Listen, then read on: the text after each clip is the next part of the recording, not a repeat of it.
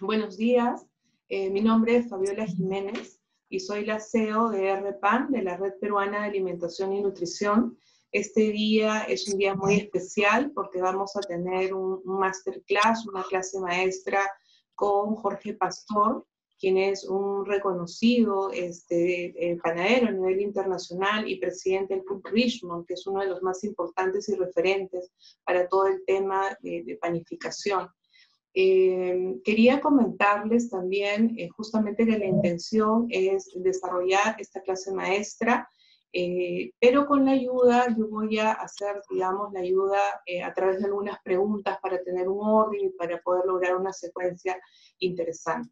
Voy a comenzar, creo que es muy importante agradecer a Jorge, digamos, por colaborar con la Red Peruana de Alimentación y Nutrición, con toda la información que él nos va a brindar, que es sumamente importante. Creo que es importante realizar la promoción del consumo de panificación saludable, pero desde el conocimiento. Entonces voy a comenzar dando lectura a la hoja de vida de Jorge Pastor Moreno. Él es licenciado en Historia Moderna y Contemporánea por la Universidad de Deusto de Bilbao. Actualmente, como les comentaba, es presidente del Club Richmond Internacional, la cual es una asociación internacional sin ánimo de lucro de panaderos y pasteleros, con la filosofía común de aprender, enseñar y compartir los conocimientos sobre panadería saludable. Poseedor de una experiencia de más de 40 años en la gestión, planificación e innovación de empresas en el sector de la alimentación, especialmente en el mundo de la panadería, tanto a nivel nacional como internacional. Durante los últimos años se ha dedicado intensamente a la investigación, desarrollo e innovación en el sector de la panadería, siendo coautor de diferentes papers científicos. Su labor docente abarca diferentes cursos, tanto en España como en Suiza, además de haber colaborado como profesor en el Instituto Aragonés de Fomento, dentro del marco de programas APICS, las siglas de la Sociedad de Educación para Recursos en Gerencia. Ha gestionado y organizado de manera regular cursos de panadería y pastelería y confitería, como les mencionaba, en la Escuela Richmond de Lucerna, tanto en Suiza como en España.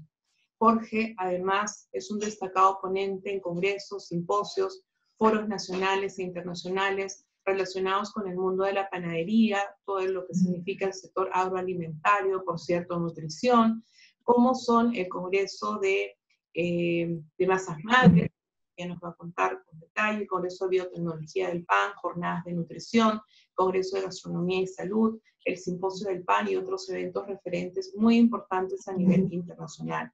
Ha participado asimismo en la traducción de diferentes libros profesionales de panadería fina y cocina al español, editados por la Escuela Richmond de Lucerna en Suiza, y es coautor de 6 artículos científicos publicados y en proceso de publicación.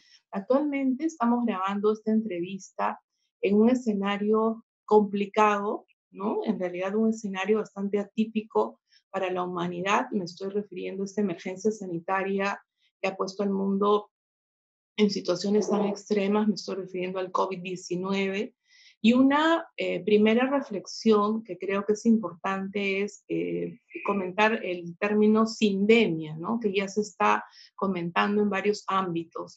Y este término que de repente todavía no es popular, lo que significa es que en realidad estamos afrontando 2 pandemias, ¿no? Lo que se ha conocido como el tema del COVID, pero el tema de fondo es de que ya tenemos instalada una pandemia que de repente no mata tan instantáneamente y por eso de repente no se le da la importancia que tiene. Me estoy refiriendo a la ruta de sobrepeso, obesidad, la obesidad como una enfermedad, pero también como la puerta de entrada hacia las enfermedades crónicas no transmisibles. Con enfermedades crónicas no transmisibles me estoy refiriendo a enfermedades cardiovasculares, al tema de hipertensión arterial, al tema de diabetes. En el caso de Perú, tú ya nos contarás, Jorge, un poquito el tema de España y el tema de Europa de repente, pero en el caso peruano ha sido lamentablemente uno de los países más golpeados a nivel mundial inclusive. Y una de las cifras que ha llamado mucho nuestra atención como RPAN, como Red Peruana de Alimentación y Nutrición, fue la que se dio el 4 de agosto, ¿no? Hay un organismo oficial peruano que lanzó la siguiente cifra, ¿no? Y entonces que nos decía que del total de muertos en Perú por COVID, el 86% ya eran personas que tenían exceso de peso, el 43% personas que eran diabéticas y el 27% personas hipertensas. Entonces, esto nos da, yo decía, el marco perfecto para conversar que tenemos que atacar temas de fondo. Ahora, el pan es un alimento básico de las canastas familiares, ¿no? Entonces, por ejemplo, cuando hay un día que se referencia el Día Mundial del Pan, que se está celebrando los 16 de octubre, y pasa algo gracioso porque estamos celebrando, a veces a mí, por ejemplo, como nutricionista, me preguntan por qué una nutricionista promueve el consumo del pan. Yo creo que hay muchos mitos, Jorge, que nos tienes que ayudar esta mañana, digamos, a tratar de resolverlos, porque cuando uno a veces menciona la palabra pan, todo el mundo se está imaginando a un pan rápido, a un pan blanco, a un pan que yo compro de repente en el supermercado, etcétera. Y hay mucha crítica, ¿no? Existen, digamos, hay muchas cosas que trabajar. Entonces, la propuesta que tenemos, y lo digo en plural porque nosotros como RPAN apoyamos un pan distinto, ¿no? Un pan que tú nos vas a comentar, ¿no? Que se tiene que diseñar y repensar de una manera distinta por otras rutas, tanto en insumos como en método, ¿no? Entonces, ¿de qué estamos hablando, Jorge? ¿Por dónde partimos? ¿Qué cosas hacemos? ¿Qué respondes tú cuando alguien te pregunta qué cosa es un pan saludable? La verdad es que es una pregunta dificilísima de explicar porque los parámetros que habitualmente utiliza el escuchante, las personas cuando te hacen la pregunta, no lo tienen para nada claro y hay que hacer una serie de aclaraciones previas antes de entrar en el tema. Yo, como has dicho en la presentación, primero, antes de nada, perdona, quiero decir que me siento terriblemente honrado y encantado de poder disfrutar, compartir el día de hoy con vosotros y con todas aquellas personas que nos vayan a escuchar en el futuro y ojalá, deseo de corazón que ojalá alguna de las cosas que podamos decir les interese y les ayude a tener una visión más amplia, más clara sobre este maravilloso alimento que se llama pan. No sé si eres consciente o no, pero cuando estabas explicando mi currículum has dicho o has explicado que yo soy licenciado en Historia por la Universidad de Deusto de Bilbao, en España. Y a mí este hecho me ha marcado de por vida. Yo no puedo evitar, cuando estudio, cuando veo el pan, siempre estudiarlo y mirarlo con una perspectiva histórica. Porque es fundamental. A veces utilizamos las palabras, las repetimos y repetimos y dejamos de escucharlas. Pero cuando decimos en cualquier idioma que yo conozca, cuando se habla del pan, se habla de un alimento fundamental. Los norteamericanos e ingleses hablan de staple food, los alemanes hablan de ein Grundnahrungsmittel y siempre son términos que indican clarísimamente que hablamos de un alimento absolutamente fundamental e imprescindible en la nutrición, y esto ha sido así durante milenios. O sea, desde que el ser humano existe hay dos alimentos posiblemente, o dos alimentos elaborados, que más o menos han ido paralelos y evidentemente pues uno es la cerveza, el pan líquido, y otro es el pan, que es la cerveza sólida. Hablamos en ambos casos de cereales, hablamos en ambos casos de fermentaciones, hablamos en ambos casos de procesos con bacterias lácticas, con levaduras salvajes, etc. Y hablamos de dos alimentos maravillosos que durante milenios han estado presentes, sobre todo en el mundo europeo, africano y también asiático. Reconozco que el tema América ha sido o fue prácticamente hasta la integración en el Imperio Español y posterior en las colonias y la llegada del pan y los cereales, bueno, fue un caso atípico y aparte que también merece la pena ser estudiado en su momento, porque también tenéis habéis tenido vuestros productos fermentados específicos. La fermentación es algo que ocurre per se, espontáneamente, no hay que ponerla en marcha. es algo que está en la naturaleza y por eso el pan, en un momento determinado, tuvo que nacer. Perdóname. Tranquilo, evitamos. Digo que el pan, en un momento determinado, fue una fermentación espontánea. Nace porque tiene que nacer, porque las bacterias lácticas, porque las levaduras salvajes están en nuestro entorno y ocurrió sin duda alguna. ¿Cuándo? Hace muchísimos miles de años. Cualquier historiador más o menos que haya sido un buen estudioso o que se haya preocupado un poco por la alimentación, te dirá, y evidentemente para mí hay uno que es historiador, que es un paradigma y es toda una institución en el mundo de la historia, que se llama un francés, Ferdinand Braudel, pues tiene un libro sobre el capitalismo y habla muchísimo de la alimentación. Y le dedica muchísimas páginas al pan, le dedica muchísimas páginas a los cereales y a la función que tiene el pan o tuvo el pan durante milenios, durante siglos. Tú imagínate que el pan, los cereales, llegaron a suponer hasta el 75% de la ingesta calórica del ser humano hasta prácticamente hace 100 años. Claro, estamos hablando del mundo, no de los ricos. Solamente un 4% se estima, un 4% de la población comía panes refinados. El 96% de la población europea, de la población estudiada, vivían o de las gachas, lo que los ingleses llaman el porridge, que sería avena machacada con agua, revuelto, dejado que engordara, eso que nosotros en España llamamos gachas, no sé si ese término os dice algo. Los ingleses le llaman el porridge, es muy típico. Solo que lo ponen en leche, ahora ya se pone con leche. Bueno, pues esto era habitualmente un 30-35% de la ingesta y el pan era como otro 30-35%. El pan se hacía en casa, en algunos casos se hacían en hornos propios, en otros casos se hacían en hornos comunales. Pero realmente el ser humano vivía por y para el pan. Las cosechas, la situación de la cosecha era determinante para que hubiera o no matrimonios, para que hubiera o no festividades, para que hubiera o no felicidad. Hay un estudio muy curioso y permítame que te dé estas 4 o 5 cifras para que entendamos en qué medida las pandemias no son nuevas. Las pandemias han existido siempre.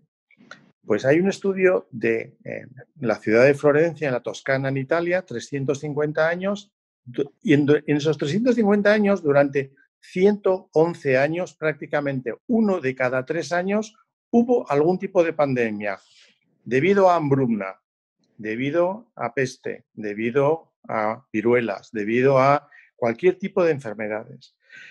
Quiere decir que el ser humano ha vivido y convivido con pandemias. El ser humano se ha alimentado de cereales, el ser humano se ha alimentado de pan y hasta aquí hemos llegado. Y tampoco hemos llegado tan mal.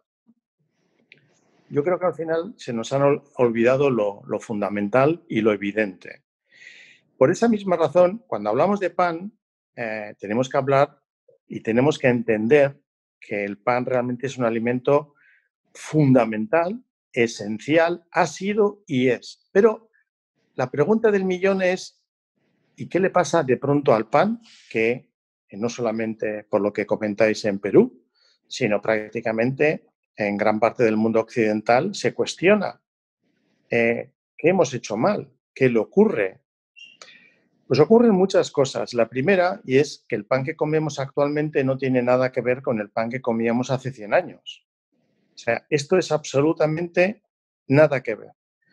Durante milenios, el pan era un producto elaborado, era un proceso muy lento, tardaba normalmente 24 horas, se usaba parte de la masa que había sobrado el día anterior, esa parte de esa masa que se trasladaba a la siguiente producción era donde iban las bacterias lácticas y las levaduras. No había levadura industrial, no había aditivos, no había máquinas.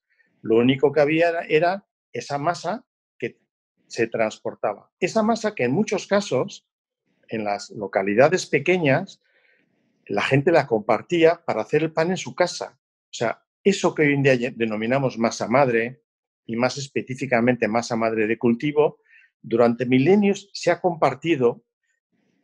Había una persona habitualmente que tenía la función de cuidarla, de refrescarla, de darle de comer 2, 3, 4 veces al día en función de la temperatura que existiera, porque claro, a 40 grados, te puedes imaginar, en Córdoba, antes de que hubiera, Córdoba, España, donde hace muchísimo calor, los procesos fermentativos son brutalmente rápidos.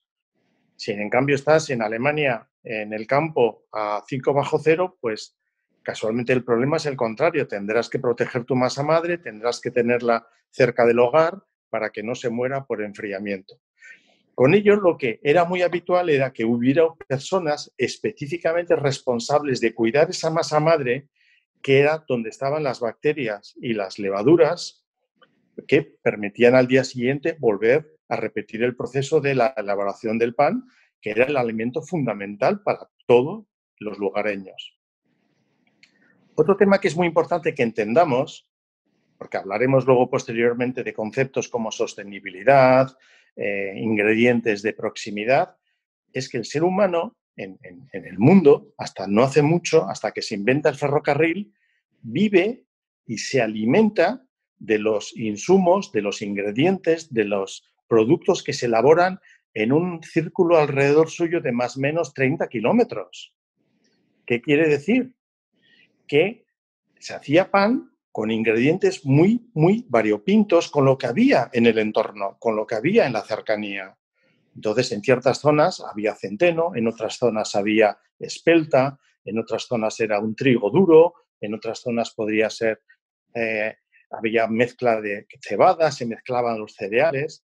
Con ello lo que quiero decir es que tenemos que entender que cuando hablamos de pan, históricamente y siempre se ha hablado de una multitud de ingredientes que aportaban una multitud de oligoelementos, valores nutricionales, valores sensoriales, y con ello el ser humano ha ido haciendo, en base a lo que tenía, esos panes, compartiéndolos siempre de una manera realmente, yo no quiero decir cordial, pero es que era fundamental para la supervivencia de la colectividad. Había que compartir y había que ayudarse. Bueno, pues ese pan hecho lentamente, hecho con masa madre, hecho con mucho mimo, y luego vamos a explicar brevemente por qué es tan importante esa lentitud, qué aporta esa lentitud a los valores saludables, nutricionales, qué aporta a la digestibilidad.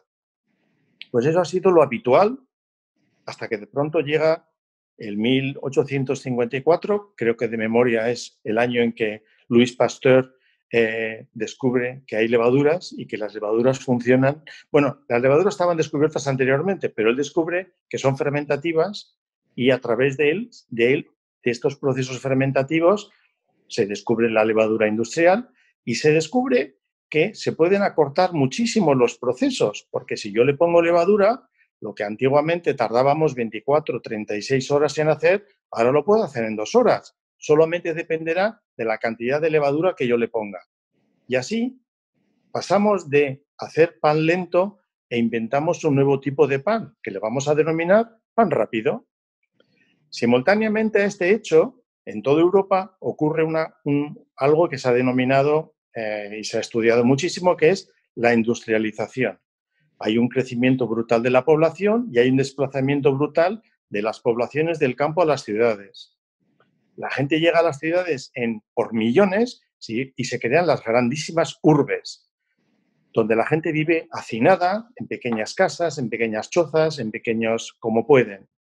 Ya no se pueden hacer el pan, se abandona y se olvida el pan casero, el pan que se ha hecho durante milenios, cada uno en su casa o en hornos comunales.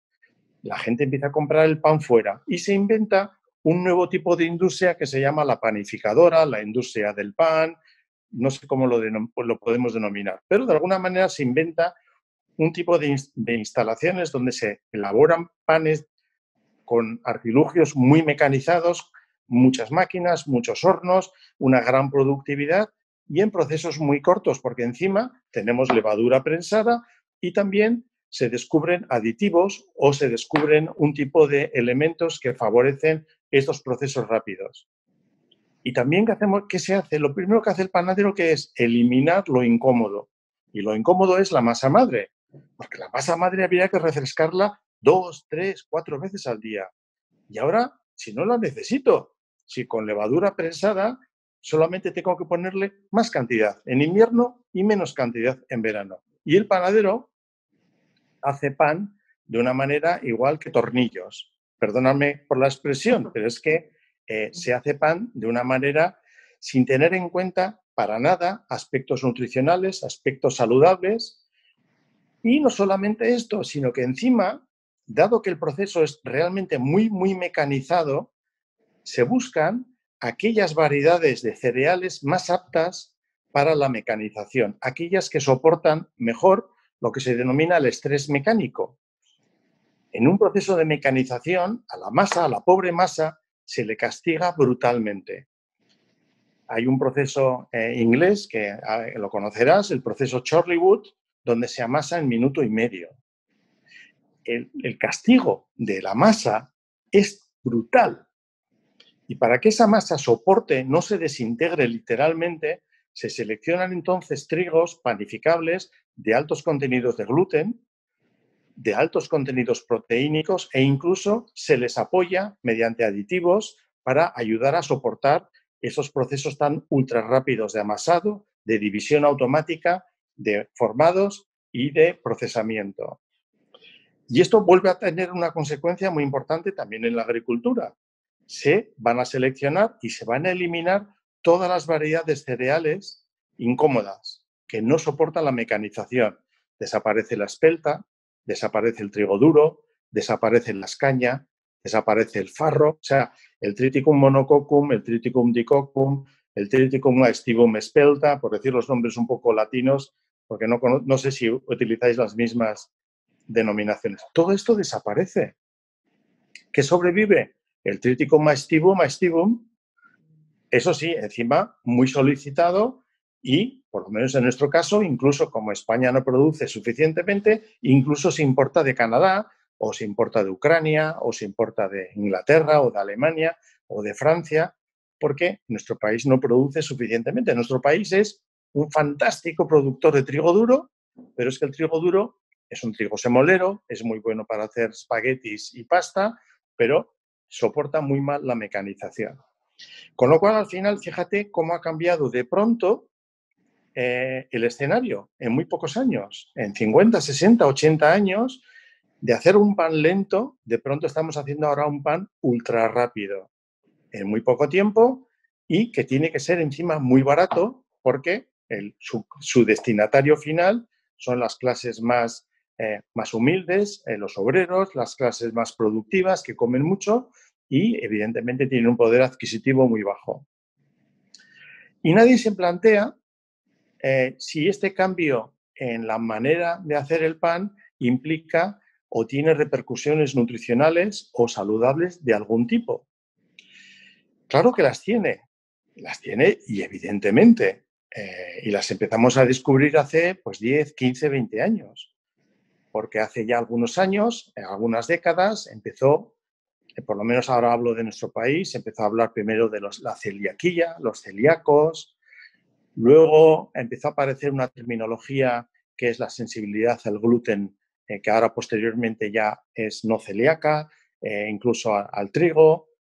Luego empezaron a aparecer nuevas intolerancias o nuevos problemas relacionados con los trigos o con los cereales o con el gluten, como puede ser el problema de la biodisponibilidad, el problema del ácido cítrico, luego apareció.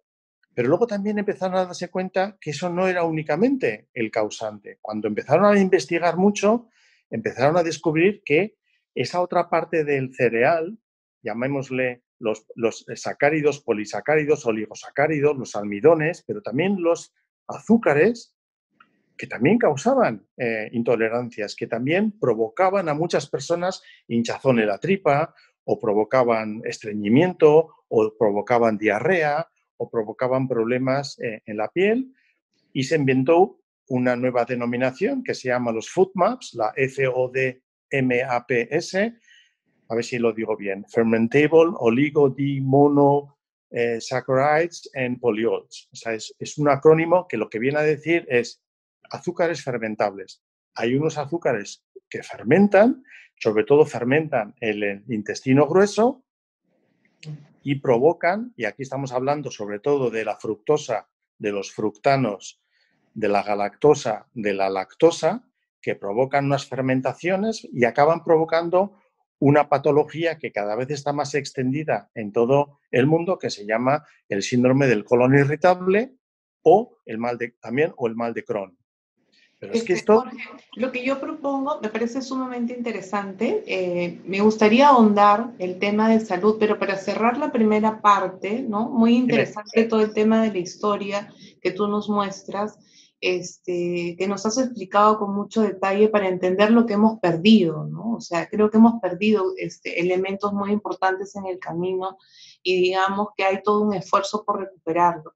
Sin embargo, te voy a comentar desde mi percepción, cuando he tenido la oportunidad de conversar con diferentes personas, yo creo que la gran duda que se genera es la siguiente: cuando se trata de hablar o de promocionar un pan saludable, creo que todavía persiste mucha confusión, porque algunas personas utilizan el término, por ejemplo, el pan, digamos, natural, el pan de masa madre. Todo está demasiado confuso. A mí me parece muy importante tu planteamiento, porque me da mucha claridad, ¿no? O sea, Dame 5 minutos. Déjame terminar porque lo vais a entender. Cuando empezamos ya a incluir, poco a poco, la ciencia va incluyendo de una manera, no sé cómo explicarte, es que la evidencia científica no os podéis imaginar, no te puedes imaginar lo brutal que es, los cientos, los miles de estudios que se hacen en el mundo relacionados con este tema. Pero es realmente, que luego me gustaría comentarlo, porque no entiendo que ante tal aluvión de evidencia científica, el mundo académico no reaccione, el mundo público, la salud pública no reacciona, el mundo nutricional no reacciona, el mundo formativo no reacciona. No lo entiendo, porque la evidencia es realmente espectacular. Yo no conozco ni un solo artículo que demuestre o que pueda poner en duda la masa madre de cultivo y su acción positiva sobre el pan de cara al pan saludable. Lo que quiero, simplemente por terminar, es que en este proceso de ir delimitando todas aquellas intolerancias, problemas relacionados con cereales, relacionadas con, sobre todo, con procesos rápidos, al final, cuando lo sumas, porque puedo decirte que hay otra patología de la que casi nadie habla, se habla todavía, que se llama la histaminosis endógena. La histaminosis, bueno, afecta a muchos alimentos. Uno de ellos es el cereal, pero a ti te puede afectar la histaminosis en manera de 4, 5, 6, 8 alimentos diferentes, pero hay dos que casi siempre están presentes: la leche y los cereales. El 40%, se estima que el 40% de la población occidental tiene algún tipo de afección a la histaminosis endógena.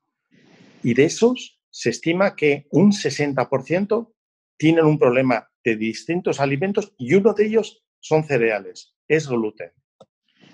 Si sumamos todo esto que te he dicho, desde el tema de los azúcares, el tema del gluten, el tema de la histaminosis, el tema de los procesos inflamatorios, que también podríamos hablar, de alguna manera hay un 40% de personas que cuando comen pan tienen un problema. Por eso tenemos que hablar de pan saludable, porque cuando un 40% de la población come un alimento y este alimento no le sienta bien, no podemos decir que ese alimento es saludable para el 100%. Evidentemente, tendremos que empezar a plantearnos ¿Por qué ese alimento? ¿Dónde está el problema? ¿Está en los ingredientes? ¿Está en el proceso? ¿Está en los tiempos? ¿Está en la falta de? Porque puede ser que falte algo esencial y relevante. ¿Dónde tenemos el problema? Por eso es muy importante que antes de que hablemos qué es un pan saludable, pongamos un poco este escenario. Este escenario que el mundo médico, evidentemente, no puedo añadir una cosa que tú, de hecho, la has citado anteriormente. El pan o determinados tipos de panes con determinados contenidos de azúcares en exceso, incluso ya si tú encima le añades, haces una receta a la que a su vez a esta masa de pan le añades más grasa, más azúcar y ingredientes todavía, llamémosle, excesivamente enriquecidos, el resultado final puede ser un producto altamente o excesivamente enriquecido en grasa y en azúcares. Y eso al final va a provocar, como tú muy bien has citado, diabetes y todo lo que va detrás de la diabetes, porque la obesidad es la causa de la diabetes es la causa de las enfermedades cardiovasculares o de muchas, y a su vez acabaremos en el cáncer. O sea, la cadena que empieza en obesidad va a acabar en muchos casos incluso en cáncer. Por eso, todo esto, ¿cómo llamarlo? Este escenario que estamos delimitando es, ¿qué es entonces pan saludable? Por favor, ¿cómo lo podemos definir? Yo definiría el pan saludable, de entrada yo diría, pan, ¿qué es pan? Es un alimento milenario elaborado en un proceso de fermentación muy larga a partir de multitud de posibles ingredientes, porque para nada el pan es exclusivamente trigo. El pan se puede hacer con multitud de ingredientes y de variantes, en un proceso muy largo, con alta presencia de bacterias lácticas, de levaduras salvajes, con una importante presencia de acidificación, y luego explicaremos el por qué es necesario. Y justamente comentabas también la importancia un poquito de rescatar mucho de lo que hemos perdido. Sin embargo, a mí me voy a poner, digamos, en los zapatos de una consumidora, ¿no? Digamos, de una ama de casa, de una persona, digamos, que yo salgo, tengo toda la intención de alimentar correctamente a mi familia y de pronto entro a diferentes tipos de negocios donde, comillas, están vendiendo pan saludable, pero yo creo que ahí tenemos mucha confusión. Puedo encontrar un cartelito que me dice un pan natural, otro cartelito que me dice pan de masa madre, otro cartelito que me dice pan integral, otro cartelito que me puede decir pan libre de gluten, etc. Entonces yo como ama de casa voy a estar en mi cabeza en una total confusión, todos muy caros, por cierto, para variar, todos muy caros.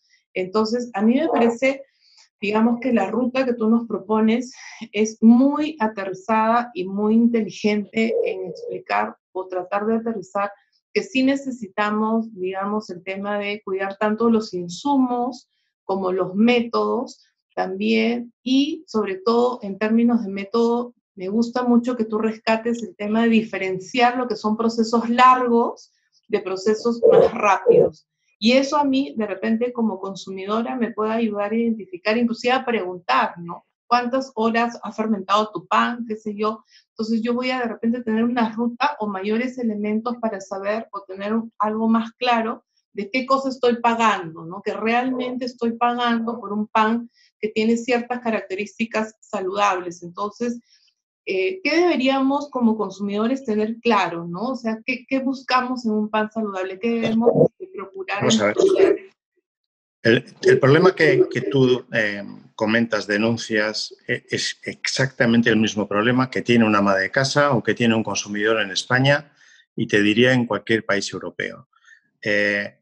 Por un lado hay un exceso de información, pero también hay un exceso de manipulación, de malas informaciones, de déficit de información, de semi-informaciones y y en gran parte también la culpa Jorge, viene... y en medio de un montón de coach que nos meten un montón de cosas locas en las redes sociales. Claro.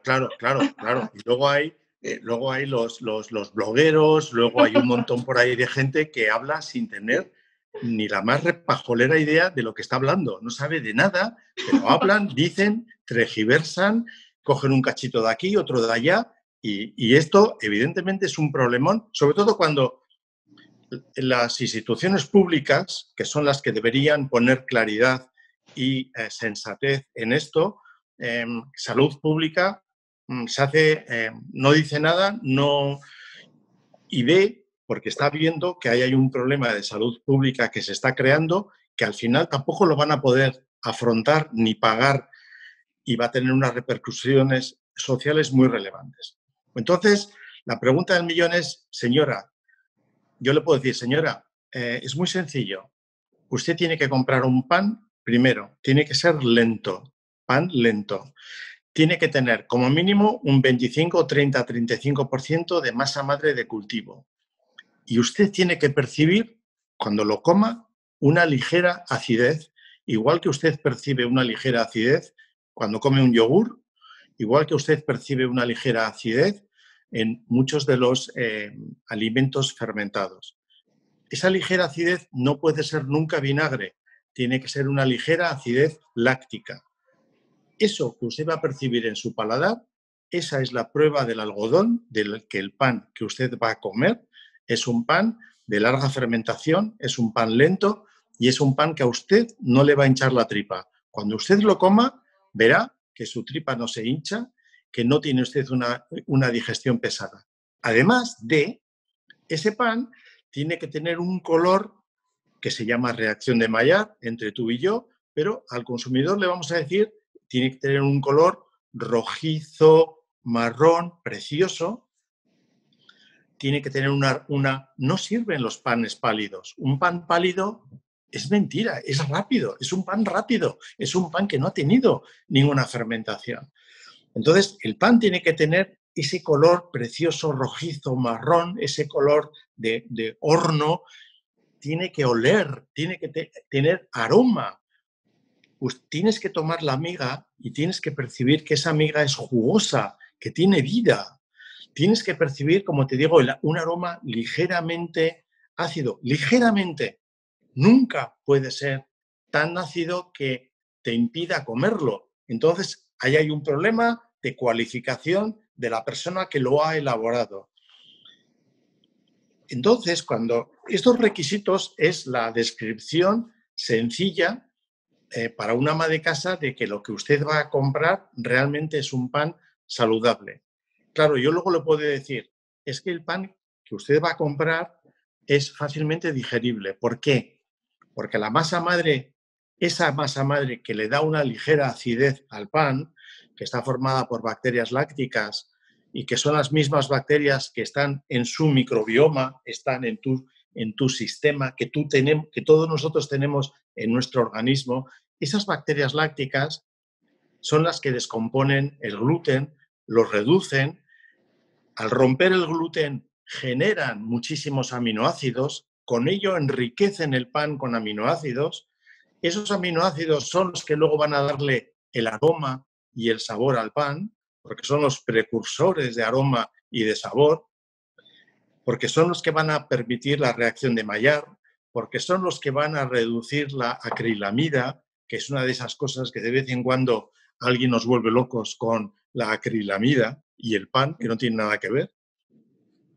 Pero no solamente eso le da a ese pan digestibilidad, porque a eso que estamos hablando le llamamos digestibilidad. Usted, señora, señor consumidor, va a comer un pan y le va a sentar fantásticamente. De hecho, le va a sentar tan bien que usted va a repetir sin saber por qué y usted va a comer más pan. Pero adicionalmente a ello, ese pan tiene unos valores nutricionales realmente espectaculares. ¿Por qué?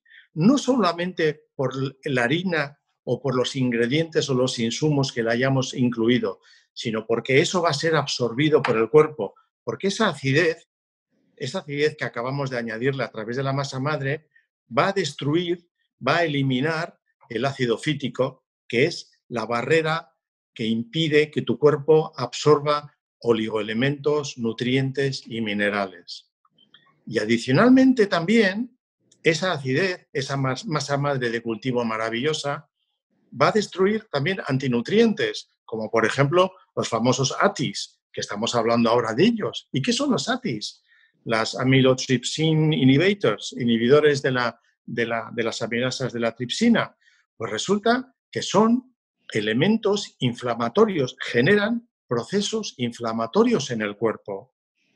O sea, son una especie de agentes estresantes de nuestros organismos.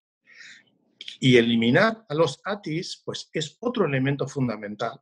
Claro, todo esto que acabamos de decir, digestibilidad, nutrición, antinutrientes, reducción, eliminación, esto es un pan saludable. Y esto solo se consigue cuando hacemos un pan lento. Esto es imposible de lograr en un pan rápido. Es imposible. O sea, necesitamos tener masa madre en cantidad importante, quiere decir, tenemos que añadirle a nuestro proceso muchas bacterias lácticas y muchas levaduras salvajes, pero luego tenemos que darles tiempo para que hagan su trabajo. ¿Y qué van a hacer? Como he dicho, van a romper la cadena de gluten, van a comerse todos los azúcares libres.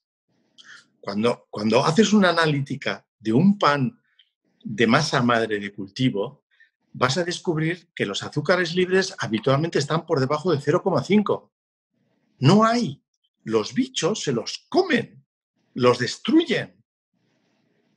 Y esos bichos en muchos casos, o esos azúcares que en muchos casos, y dependiendo del tipo de cereal, pueden ser fructanos o pueden ser fructosa, son los que generan síndrome de colon irritable, diabetes, obesidad, y toda la retahíla que va posterior.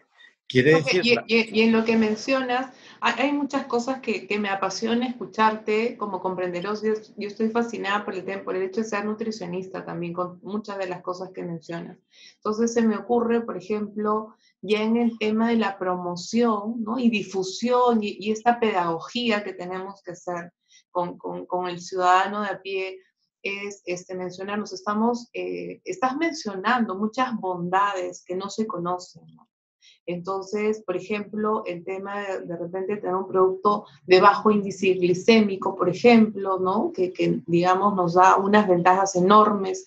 Estás mencionando, por ejemplo, el tema de microbiota y la importancia de diversificar los insumos del pan, porque si yo tengo diferentes tipos de harina, voy a tener también diferentes tipos de bacterias lácticas y con eso voy a dar una riqueza increíble a mi microbiota intestinal. Se me ocurre también en este momento el término de ligar inmunonutrición al pan, ¿no? Sobre todo en los momentos actuales que estamos viviendo por el tema del COVID, que todos nos tienen la vacuna y el pan también podría liderar, digamos, este mecanismo de defensa, ¿no? Podría salir en nuestra defensa si nosotros alimentamos correctamente nuestra microbiota también, o sea, tú mencionabas de repente, Jorge, que hay muchos estudios, mucha data, mucha evidencia científica, pero, por ejemplo, desde nuestra posición como RPAN, como Red Peruana de Alimentación y Nutrición, tratamos mucho de conectar toda esta información, de ser una especie de eslabón, que es lo que hacemos, de traducir, ¿no? Toda la información de repente más académica, más científica, porque estamos hablando de bioquímica pura, finalmente. Entonces, de traducirla de la mejor manera para que la gente la entienda, ¿no? Entonces, yo creo de que ahí hay el verdadero poder está cuando tú ya has digerido esta información y sabes que cuando estás comprando un pan de estas características, finalmente el resultado es que estoy invirtiendo en mi salud. Entonces yo sé lo que estoy comprando, ¿no? Desde hace muchos años, en nuestras reuniones familiares navideñas, donde nos reunimos una gran cantidad de miembros de la familia, históricamente al que le toca llevar el pan siempre es a mí, pero siempre, por decreto ley. Entonces, yo evidentemente siempre llevo mis panes saludables. Y te puedo decir que en nuestras familias hay miembros que son diabéticos declarados y comen el pan que yo llevo y jamás les sube el nivel de insulina, jamás tienen un problema. Y siempre dice, Jorge, no me lo puedo creer. O sea, cada año que traes este pan, cada año que nos traes, cada año que lo comemos, o sea, y comen de verdad, y lo disfrutan como niños. Y a mí siempre me sorprende muchísimo. De hecho, te podía poner muchas anécdotas, donde una de las últimas pues fue en un congreso en noviembre en Sevilla, en Saella, que dimos un congreso pues, sobre estos temas. Y pusimos datos, pues muchos datos en la pantalla de analíticas en base a, bueno, a distintos tipos de insumos, en distintos tipos de cereales. Y en un momento determinado se levanta un médico y dice, lo que usted está explicando ahí, esto es absolutamente asumible por cualquier diabético de nivel 3 y de nivel 4, que yo ni sabía que existían. Y me dice, pero esto es fascinante. ¿Y esto dónde se puede comprar? Claro, luego la siguiente pregunta es, ¿y esto dónde lo puedo comprar con garantías? Yo te puedo contar un artículo, un proyecto científico en el que, bueno, realmente lo diseñé yo y luego participó gente francamente muy buena del mundo médico, del hospital, de dos hospitales muy relevantes españoles, uno de Zaragoza y uno de Madrid, del Hospital Miguel Servet de Zaragoza y del Hospital Ramón y Cajal de Madrid.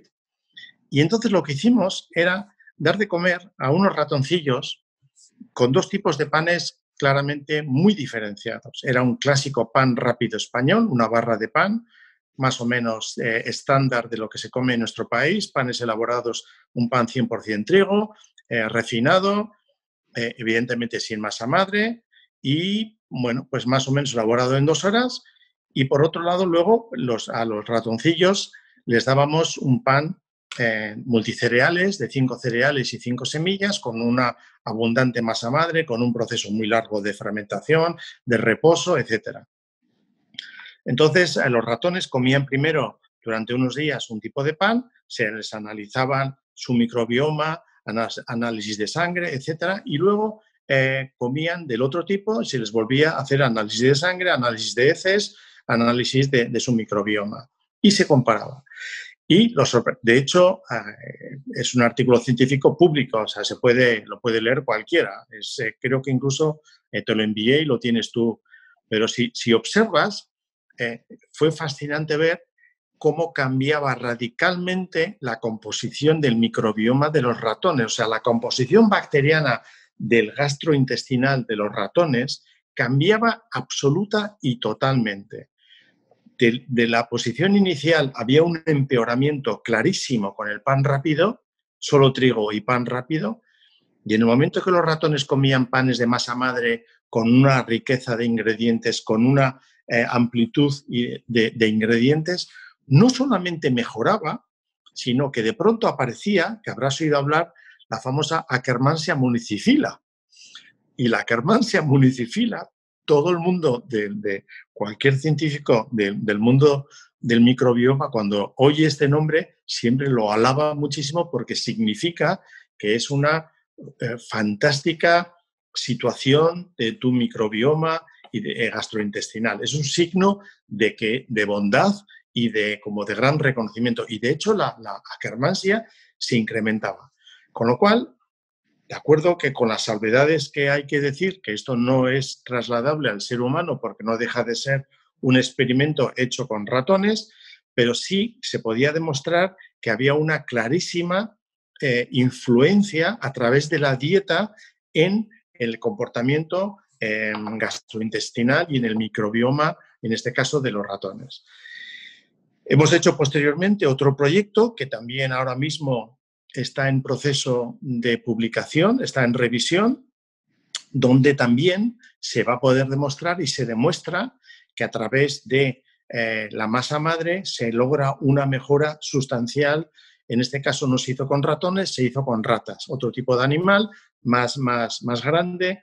Y con ello lo que quiero decir es que nosotros en nuestros experimentos particulares y en nuestras publicaciones lo hemos podido demostrar, pero el mundo científico, lo que te estoy diciendo, hay un artículo que yo desde luego, hay una cosa que quiero decir de antemano, cualquier persona que me escriba a mi email, compartiré gustosamente con él artículos científicos y mi conocimiento. O sea, lo digo ahora mismo y que conste en acta. Estamos grabando.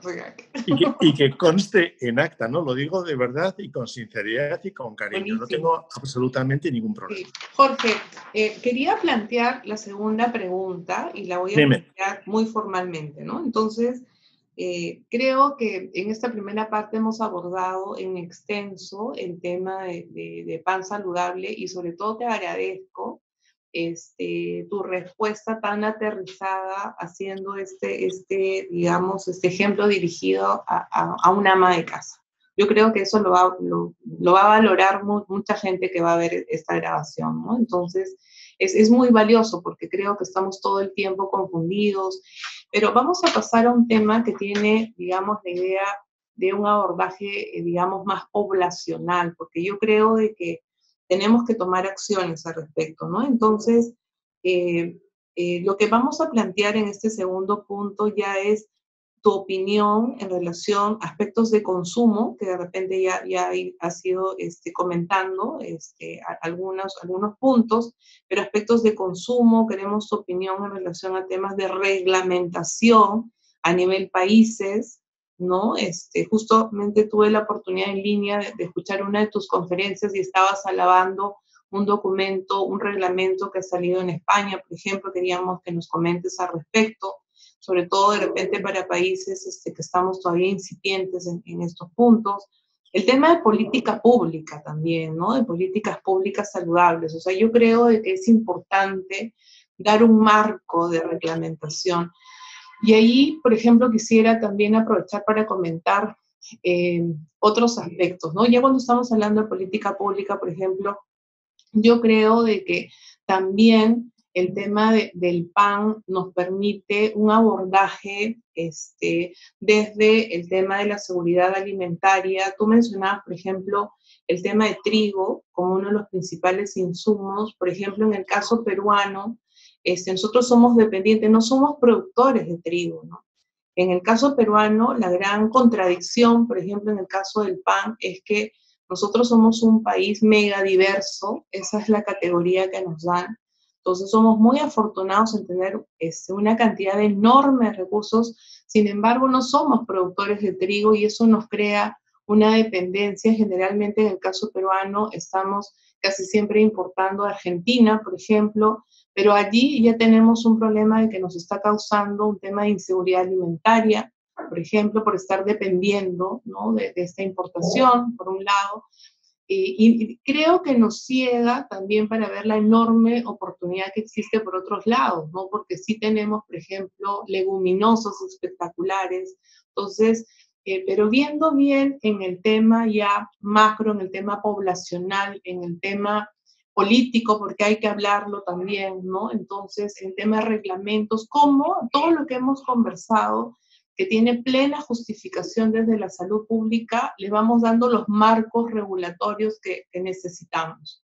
Vamos a ver, ese es un tema fundamental y muy importante, porque al final, de verdad, la iniciativa privada siempre es muy importante, la iniciativa empresarial, pero o tenemos marcos reglamentarios sensatos, bien estipulados y que encima alguien se tome la molestia de hacerlos cumplir, o al final realmente me da igual que hablemos de Perú, de España o de cualquier país del mundo, esto se convierte al final en un problemón muy serio de salud pública que lo estamos viviendo y cada vez se agrava. No puede ser que en el mundo, y a veces oyes cifras que te digan, por ejemplo, no puede ser que haya más obesos que hambrientos.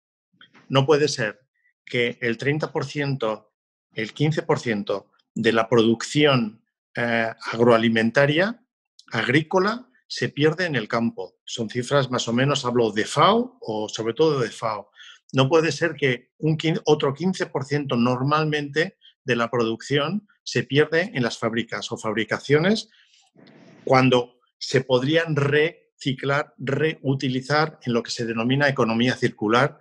Nos estabas comentando con mucho detalle la importancia de este reglamento con el que cuenta ahora España, considero que es un punto de partida sumamente importante para evitar, digamos, todas estas estafas, todo este tema de, digamos, dejar en el vacío y con límites amplios para que se vendan productos que no son saludables, ¿no? Entonces, muy interesante el esfuerzo que se ha hecho por reglamentar las definiciones, en primer lugar, de masa madre. Entonces, nos estabas conversando, Jorge, también el tema del pH, inclusive.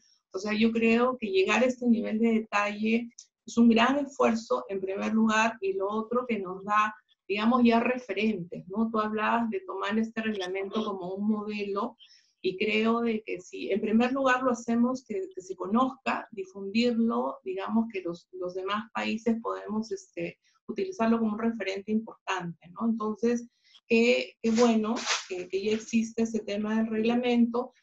Pero ¿qué otras políticas públicas, desde tu experiencia, se podrían implementar para, digamos, seguir consolidando todo este tema de planificación saludable? Otra política absolutamente esencial y fundamental es la formación, la cualificación. Digamos, cuando hacer pan rápido, hacer pan de 2 horas en un sistema mecanizado, requiere realmente poca cualificación, porque lo único que hay que aprender es a manejar enchufes y a manejar prácticamente cómo encender y apagar máquinas. Una vez, no, en serio, de verdad, yo sé que es un poco exagerado, pero en realidad la cualificación es baja, y las personas que están elaborando pan, que fabrican, eso ya no es elaborar, eso es fabricar pan, en realidad no saben lo que están haciendo, no entienden. Lo único que les preocupa es que por un sitio entre la harina y por el otro sitio, por el otro extremo, salga el pan horneado. Y hay que cumplir una serie de directrices puramente mecánicas para ello. El día que por lo que sea no sale como ellos desean, evidentemente el harinero se lleva una enorme bronca, porque la culpa es suya, porque ha cambiado la harina, porque algo ha pasado, y las 100.000 variables que pueden incidir en la calidad realmente difícilmente o rara vez se saben valorar o entender. Pero lo que no entienden en ese proceso de pan rápido, lo que no se entiende es que estamos haciendo o estamos elaborando alimentos muy relevantes, y que hay que tener y hay que entenderlo para saber la importancia y relevancia que tiene. Claro, cuando saltamos al otro modelo, al modelo del pan lento, a un modelo que implica comenzar el pan 24 horas antes, que implica preparar una masa madre, que implica medirla, que implica medir temperaturas, tiempos, pHs, acidificaciones, para saber que esa masa madre está viva, que está activa, que está madura, y que va entonces a realizar las funciones que deseamos que haga, todas las que hemos ido citando a lo largo de la charla: reducción de gluten, consumir el azúcar, producir acidificación. Todo eso que tiene que hacer implica que esa masa madre tiene que estar muy, muy controlada. Es como un bebé que tiene unos horarios muy estrictos y hay que respetarlos. Y eso implica que necesitamos personal cualificado, en la medida que tiene que ser personal que entienda lo que estamos haciendo, por qué lo estamos haciendo y qué consecuencias tiene el no cumplir esas normas. Es malo que se te enfríe la masa madre porque de pronto deja de producir bacterias lácticas. Es malo que se enfríe porque ya no produce láctico, sino produce acético. Es malo que se caliente demasiado porque se acelera el proceso fermentativo y se consumen antes los alimentos de la propia masa, con lo cual ella se empobrece. Quiere decir, cualquier alteración tiene que ser entendida. Y entonces, ¿qué necesitamos? Pues necesitamos formaciones muy buenas. Necesitamos que haya escuelas. Vosotros tenéis una gran escuela en Nova, pero evidentemente estamos hablando de que se necesitan miles de jóvenes aprendices que se integren, que entiendan, para que al final podamos democratizar estos panes, para que estos panes se puedan elaborar en cantidades importantes, en muchos miles de obradores, y lleguen a la población. Y no se quede el pan saludable en una especie de pan de lujo. Sí, correcto, Jorge. Justo con este, digamos, tema que comentas, has tocado una palabra que es clave y que me gusta mucho, ¿no? Que es la palabra democratizar este pan saludable, lo que me lleva a la tercera pregunta, ¿no? Entonces, en el caso latinoamericano, el tema de acceso económico es clave, ¿no? Entonces, digamos que tú un poquito te has adelantado a lo que iba a ser, digamos, este planteamiento que voy a hacer, y es, no nos podemos permitir, sobre todo en el caso de países como el Perú, digamos, trabajar por la promoción de un pan saludable, pero que se vuelva elitista, ¿no? Y que se vuelva totalmente inaccesible. En el caso, por ejemplo, de Lima, que es la capital peruana, ya cada vez vemos más emprendimientos, vamos viendo, digamos, un incremento, ¿no? De algunas propuestas interesantes de algunas panaderías con productos saludables. Sin embargo, son completamente inaccesibles, ¿no? Entonces, estoy hablando a veces de una pieza pequeña de pan saludable, digamos, el estimado, qué sé yo, eh, $8, más o menos, ¿no? Entonces, podemos hacer realmente pan saludable, que sea accesible. ¿Por qué tendría que ser tan costoso? ¿Nos podrías dar tu opinión al respecto? No hay una razón intrínseca para que un pan saludable cueste $8 el kilo, pero ni aquí, ni en Alemania, ni en Perú, ni en Barcelona, ni en ningún lugar del mundo. Está claro y es cierto que un pan lento requiere pues, unos procesos más largos, pero una vez que tú parametrizas el proceso, una vez que el panadero con cualificación, y vamos a volver y vamos a repetir la palabra cualificación muchas veces, porque ese es el secreto. Cuando alguien tiene cualificación, tú haces un pan, tú preparas la masa madre hoy, yo la dejo, yo cojo una masa, yo la refresco, quiere decir le añado la harina, le añado agua, mido la temperatura, la pongo en un cubo de agua, tomo el tiempo que esa bola que ha caído al fondo tarda en flotar, quiere decir que en ese tiempo que tarda en flotar me va a medir la capacidad que tienen las levaduras, lo activas que están. Es el principio de Arquímedes, es muy sencillo. La bola va al fondo y de pronto flota. Tú tomas y dices, vale, 55 minutos, 45 minutos, mi pan está perfecto, como ayer, como antes de ayer. Lo siguiente que haces es medir el pH. Dices, a ver, querida bola, han pasado 30 minutos, 60 minutos, una hora, tienes que tener un pH de 4.2, 4.1, 4. Lo mides correctamente, lo anotas en un cuaderno y ¿qué haces? Coges esa masa madre, la pones en el frigorífico y va a estar 24 horas hasta el día de la producción, que es 24 horas más tarde. Durante esas 24 horas no pasa nada, quiere decir, nadie se preocupa de ella, no genera trabajo, no genera ningún tipo de trastorno, ocupación o control. Y al día siguiente, esa masa, que evidentemente está viva, está activa, está fuerte, tiene la acidez que tiene que tener, tiene la concentración bacteriana que tiene que tener, tú la añades a tu pan y haces una masa de pan que sí que es cierto, habitualmente va a ser mucho más manual, hay un proceso de amasado, hay un proceso de reposo en bloque, a veces hay que darle pliegos, bueno, pues hay un poco más de trabajo, es cierto, hay más trabajo, pero tampoco es que sea un trabajo enormemente excesivo. Cuando acaba ese proceso de reposo en bloque, de división, de elaboración, de preparación de la pieza, lo que vas a hacer es poner la pieza a fermentar. Tampoco hay que controlarla, sabes que entra ahora y va a salir dentro de 3 horas, o de 4 horas, o de 5 horas. A la salida vuelves a controlar, controlas el pHímetro, vuelves a controlar que está en el pH que tú deseas, 4.8, 4.7, 4.6, y se hornea. Y a partir de ahí se ha acabado.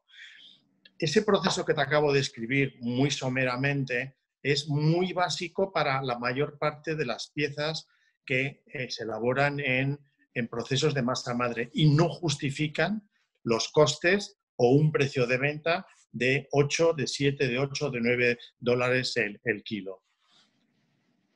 Quizás tampoco justifiquen un coste de $1 el kilo, que puede ser el coste del pan rápido, o $1,50, que puede ser los panes más o menos rápidos. Pero podríamos llegar a 3 o a 4 dólares el kilo y sería un precio razonable, justificable y asumible. También podríamos, posteriormente, y esto es el gran desafío, y aquí evidentemente tendrá que intervenir la ciencia, es dar un paso adelante en el sentido de que ya empieza a haber investigaciones sobre la creación de inóculos. Inóculos quiere decir la parte activa de la masa madre, pero diseñada. A ver si me explico. Cuando tú haces una masa madre, la creas ex novo, desde la nada, lo único que haces es coger harina, le añades agua, lo mezclas y dejas que la naturaleza actúe. Y entonces las levaduras salvajes existentes en el ingrediente, existentes en tus manos y en el ambiente, empiezan a producir un proceso de fermentación. Y asimismo las bacterias lácticas que empiezan a multiplicarse y a producir un proceso de acidificación. Ese proceso lo vamos refrescando, las vamos realimentando, pasa una semana y esas bacterias, ha habido una brutal selección natural y de las muchísimas que había inicialmente quedan unas determinadas, que son las de la naturaleza, las que hay. Y esas bacterias lácticas y esas levaduras, bueno, son tu masa madre, son la tuya, la de tu casa, la de tus bichitos, la de tus bacterias, la de tus manos, la de tus ingredientes. Pero puede ser que haya otras bacterias lácticas más especializadas. Yo te pondría ahora, utilizo mucho este ejemplo para que la gente lo entienda. ¿Cuál es la diferencia entre la población de Lima, la de Madrid y la de Londres? Todo el mundo lo entiende. Va a decir, hombre, está clarísimo. Pues aquí son más altos, aquí son más bajos, aquí hay más mujeres, aquí hay más hombres, aquí son más niños, aquí hay más asiáticos o más latinos, lo que sea. Bueno, cambian las poblaciones. Bien, pues en una masa madre, la tuya, la mía, la del vecino, es igual. La tuya es Lima, la mía es Madrid y la del vecino es Londres. ¿Cuál es mejor? Ninguna es mejor, ninguna es peor. Cada una tiene sus características, cada una es especialista en algo y es menos especialista en algo. Entonces, lo que sí es importante es que la tuya, Lima, dentro de un año siga siendo Lima y dentro de 10 años siga siendo Lima, para que tus panes ahora y futuros tengan las características saludables, sensoriales, nutricionales, mantengan las mismas. Y eso se logra a través de orden, cualificación, formación, seriedad y continuidad. Por eso, lo mismo me va a ocurrir a mí con mi masa madre, la masa madre de Barcelona o Bilbao, como la quiera llamar, y al otro con la masa madre de Londres o de donde sea, o Berlín. Entonces, esto tenemos que entender que no hay mejores ni peores. Lo que sí podríamos algún día llegar es a decir, ¿cuál es la esencia de masa madre Lima, de masa madre Barcelona o Madrid, de masa madre Londres, de masa madre Roma? Pues si yo cojo esa esencia, mi esencia, y la concentro, y hay una empresa externa que me la puede industrializar y suministrar, y me ahorro un montón de tiempo de preparación, puedo reducir costes sin reducir efectividad, sin reducir valores nutricionales saludables, y puedo democratizarla. Yo creo que este va a ser un gran desafío tecnológico para el futuro, y es que el mundo científico sea capaz a cada uno de nosotros, panaderos, de concentrarnos nuestras masas madres, su esencia en forma de inóculos, y que me suministren mi inóculo y yo pueda ahorrar mucho de los tiempos que tengo que invertir actualmente en controlar y en preparar la masa madre. sé que hay proyectos al respecto, sé que es un tema latente en el mundo científico y estoy convencido que en 10, 20, 30 años tendremos los panaderos nuestras inóculos personalizados como trajes a medida. Entonces, sí que daremos un salto muy importante hacia la democratización, hacia lograr poder reducir costes y poder repercutirlo en el precio del producto final sin menoscabo, insisto, esto tiene que ser fundamental, sin menoscabo de los valores de digestibilidad, nutricionales, saludables de nuestros panes. Este es el gran desafío. Sí, qué bueno, Jorge, que estás mencionando algunos términos importantes, ¿no? El tema de los años que se vienen. Yo quería, ya para terminar, bueno, digamos, en primer lugar, no nos vamos a cansar de reiterar nuestro agradecimiento.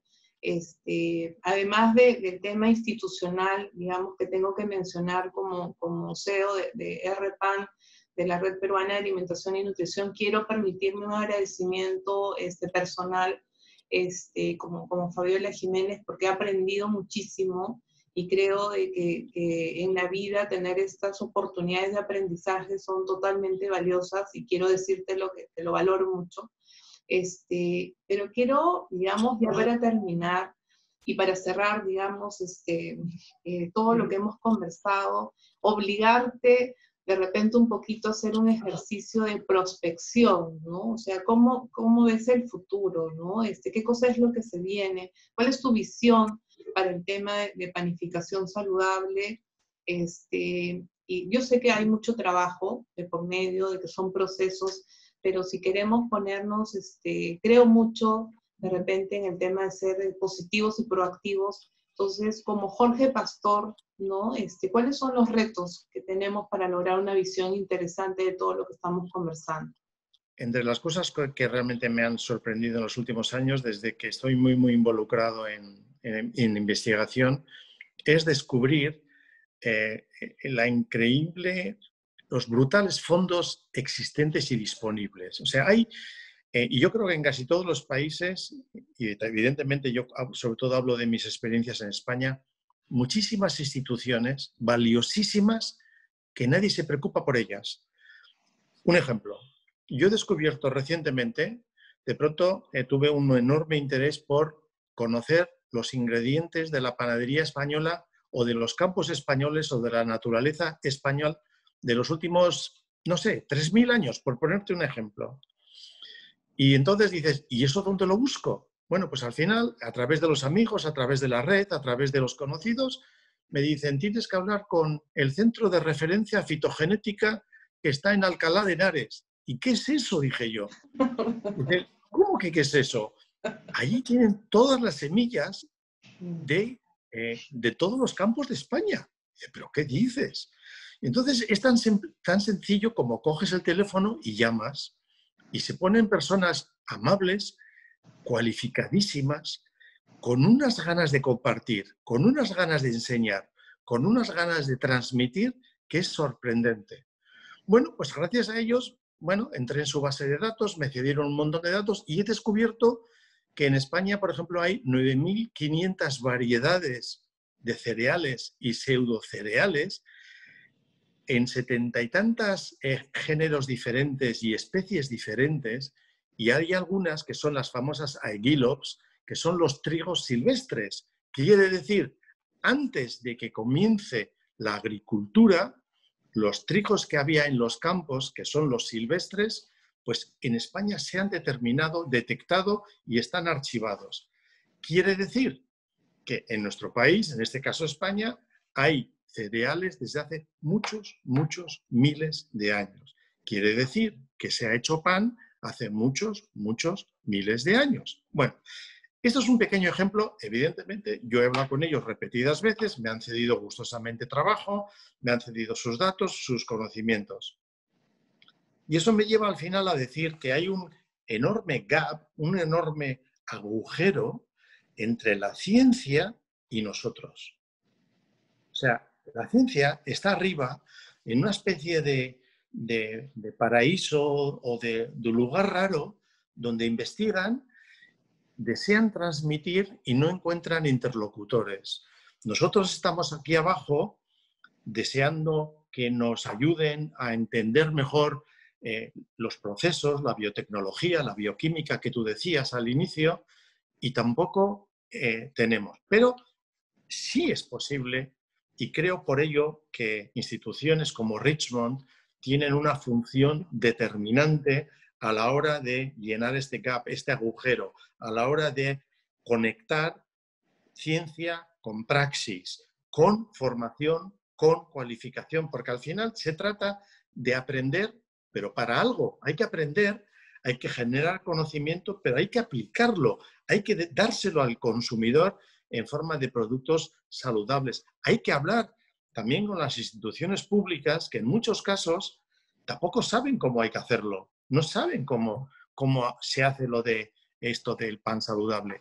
La experiencia nuestra con el Ministerio de Agricultura, que se dejó asesorar por muchísima gente y muchos de ellos eran del Club Richmond en distintos campos y aspectos, yo creo que ha sido un ejemplo de dónde está el futuro. Y el futuro es trabajar, interrelacionarnos, trabajar en red, trabajar en equipo, transferir, compartir conocimiento, porque al final todos y cada uno de nosotros nos debemos a nuestros consumidores, a nuestros clientes que tienen todo el derecho del mundo a recibir alimentos sanos, a recibir alimentos con ingredientes de proximidad, a que defendamos la sostenibilidad, a que defendamos el cambio climático. Señores, el tema es muy serio y creo que hay suficiente conocimiento para ello. Entonces, yo estoy muy orgulloso y muy feliz de ser presidente del Club Richmond Internacional. Justamente quería que nos cuentes, Jorge, en primer lugar, que nos cuentes sobre la institución, ¿no? Y luego sobre tu presidencia, ¿no? Entonces, sobre tu gestión, sobre lo que has trabajado, ¿no? Creo que es bastante importante, ¿no? Es, digamos, una institución muy reconocida a nivel internacional, pero la conocemos poco, la verdad. Entonces, es el momento preciso para que nos cuentes realmente más.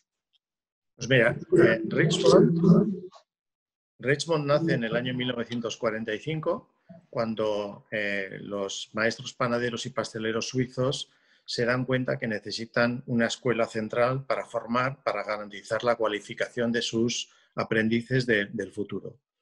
Nacen, los propietarios siguen siendo el gremio de panaderos y pasteleros, y la gracia o el chiste es que en el año 48 hay un maestro panadero suizo que se va a Inglaterra y no quiere desligarse de la escuela en la que él ha estudiado, de su patria, y entonces monta o crea con otros suizos que encuentra en Inglaterra el primer Club Richmond, el Club Richmond UK o Inglaterra, que no tiene otra razón de ser que mantener unas relaciones con la escuela para, como tú has dicho al principio, son las tres palabras, ¿no? Aprender, enseñar, compartir. O sea, a todos nosotros nos toca en muchos momentos aprender, que es casi siempre, de vez en cuando tienes la suerte de poder tú también enseñar y sobre todo lo fundamental es compartir, que es lo que estamos haciendo ahora mismo.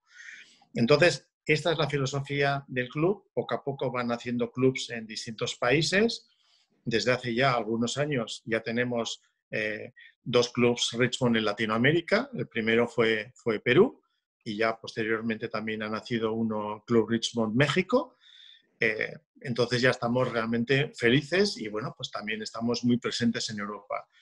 ¿Cuál es nuestra filosofía? Es muy sencilla, es esta.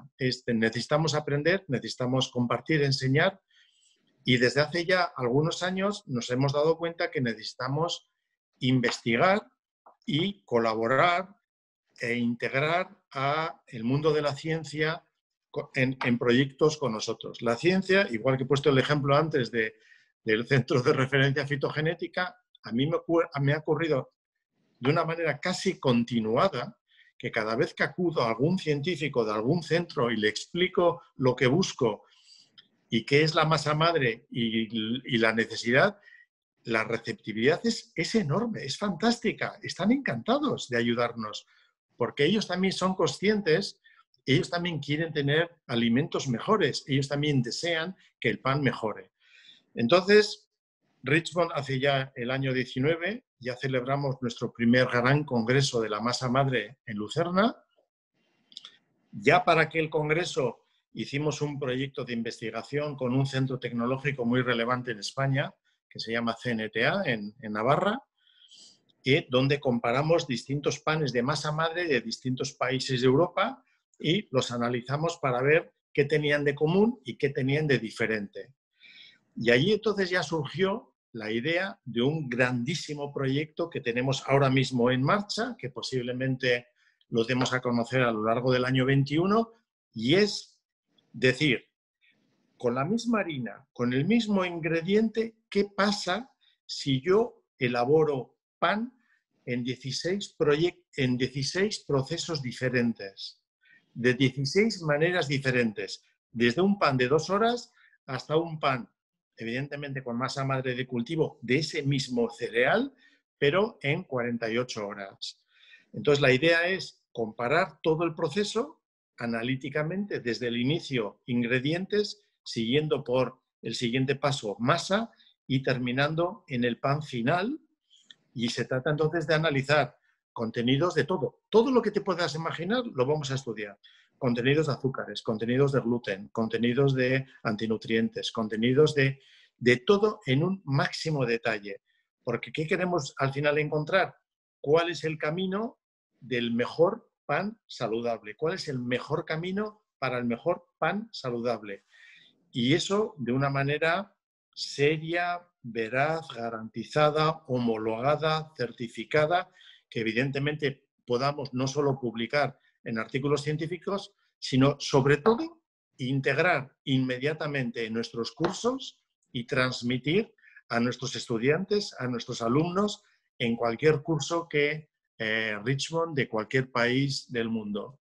Evidentemente, también Perú, México o Colombia o cualquier otro país donde nuestros profesores acuden a dar clases.